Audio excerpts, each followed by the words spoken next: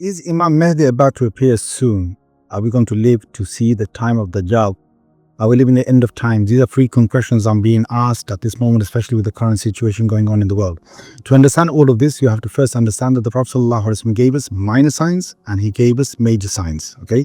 Now, major signs, there are 10 of them, starting with Dajjal and then Isa alayhi salam, and then Ya'juj and so on. These are 10 major signs. None of the major signs can appear until all the minor signs have appeared. And where is Imam Mahdi in all of this? Imam Mahdi is the bridge between the minor signs and the major signs, meaning that he will be the last of the minor signs and he will live to see the coming of Dajjal, live to see the coming of the first of the major signs. Okay, so now of the minor signs, if they don't all appear, then we won't see Imam Mahdi, we won't see Dajjal. Okay, remember that. And from the minor signs, the scholars have said that most of them have appeared except for a few. There are a handful of them that haven't appeared. Of them is a hadith in Bukhari and Muslim where the Prophet ﷺ speaks about the river Euphrates, which runs from Turkey, goes through Syria, all the way through Iraq. That river will recede and it will leave behind it like a mountain full of gold. Prophet ﷺ has warned us not to go there. He said, for every 100 men that go there, every man thinking that I'm going to be the one taking the gold, he said 99 of them will die and only one of them will come back alive. Okay, that's a minor sign of the day, before the day of judgment, which we haven't seen yet. Until that doesn't come, Imam Mahdi is not coming, and the Dajjal is not coming, thereafter. Another sign of the minor signs which hasn't yet appeared is that the Prophet ﷺ speaks about the Jaziratul Arab in Sahih Hadith and Muslim, that the Arabian Peninsula would return back to becoming green and have rivers flowing in it. We haven't seen that yet come, and there are a few others that haven't come. Of the signs that haven't come is the lot of battles that the Prophet ﷺ speaks about before, and a lot of wars that happened before the coming of Imam Mahdi. Okay, so one of them is about, and it's a long hadith about the Ahl-ur-Rum. Who are the Ahl-ur-Rum? The Prophet ﷺ, when he says that word or that phrase, he's referring to the current day Europeans. In his time, they were the Roman Empire. In today's time, it's the Europeans and the people who traveled from Europe going to America, because that's how America was founded, and anywhere else from Europe that they went. These are the Ahl-ur-Rum.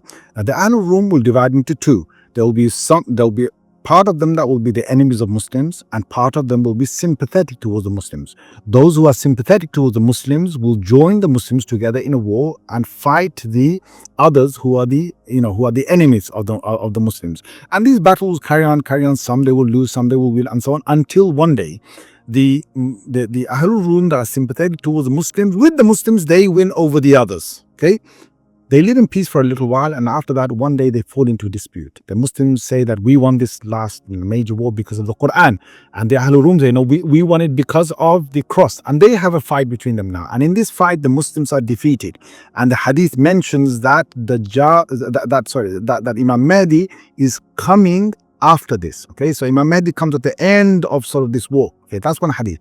There's another hadith in Abu Dawud, a Sahih hadith, which speaks about the succession of Khalifas. Now, Khalifa is a person who rules the entire Muslim world. We had this for centuries and centuries, from the time of Abu Bakr radiallahu anhu till about 100 years ago.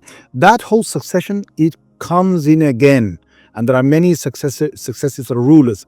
One last ruler has passed away. A new ruler is supposed to be elected. They are in Sham at the moment. Rasulullah sallallahu alaihi wasallam speaks about Sham in various ahadith. When he says Sham, he doesn't mean today's Syria only. It covers Syria, whole of Syria. It covers Lebanon. It covers the whole of Palestine. It covers part of Egypt. Covers part of Iraq. Okay, it's a massive part of land.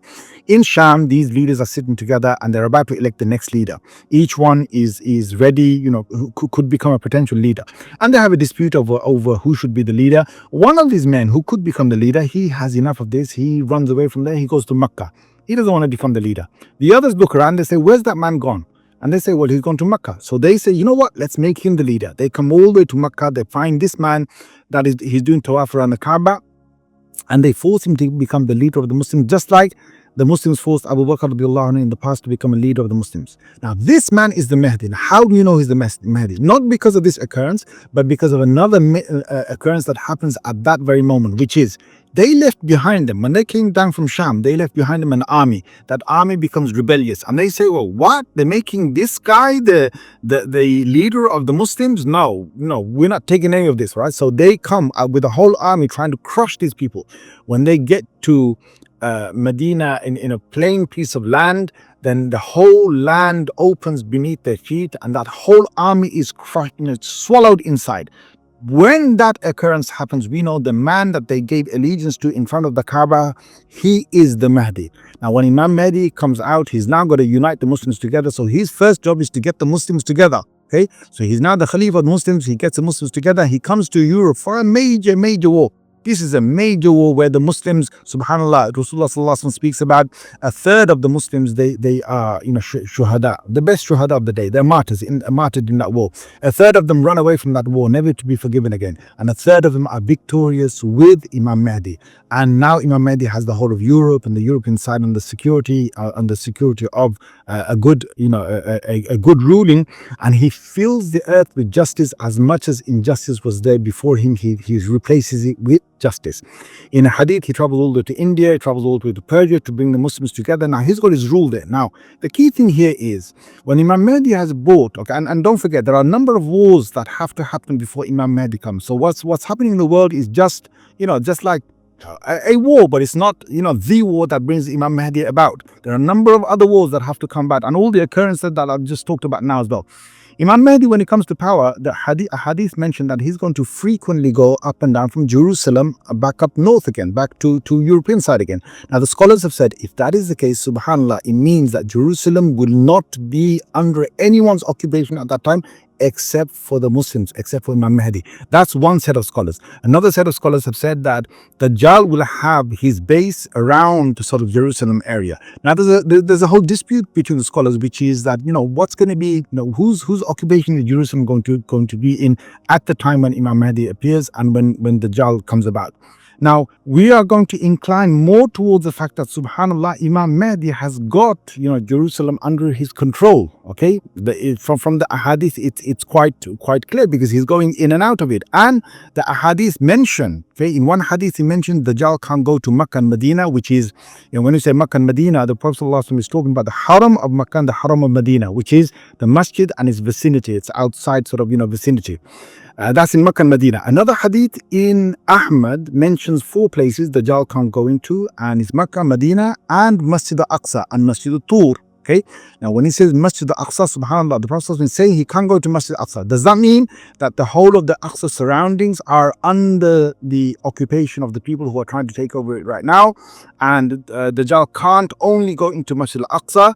Or does it mean that the whole of the Aqsa vicinity is under the Muslim rule? Again, it's a debate amongst the Muslim scholars. We furthermore have another hadith that describes that the first major following of Dajjal is going to be from the east. It's going to be from a place of Asfahan in Iran, and there's going to be 70,000 Jewish people who will follow him. These are going to be the first major followers of Dajjal. Now, again, the question is, why from that part of the world? Why are they the major? Is it because, he's got his major, base somewhere in the east, and then he comes to fight the Muslims over here in the Middle East and so on? Who knows? We can't be for sure. But certainly, we've got hope that whatever is happening right now in the world, it doesn't have to be that they take over this entire place. They might be there for some time. We don't know how long. Okay, but we definitely know that there's going to be, something that is going to come back. Now, where are you going to find all of that? I'm going to ask all of you to read the tafsir of the beginning of Surah Isra. Okay, if you want to know the future of this place of Jerusalem and what's going to happen, well, you look in the Quran, because that's what the Quran came to us for. It came to us to tell us about, about things that the most important things to us. Why did Allah Azza wa Jal dedicate the first, part of Surah Isra talking about, this place, Masjid Al-Aqsa, and what's going to happen and what happened in the past and what Allah said each time there is a great occupation that happens there? What will be the outcome of that? Allah Azza wa Jal mentioned that in Surah Isra in the beginning. Go and read the tafsir yourself and find out, because there it mentioned, whatever is mentioned there of the history is about to repeat itself in the future.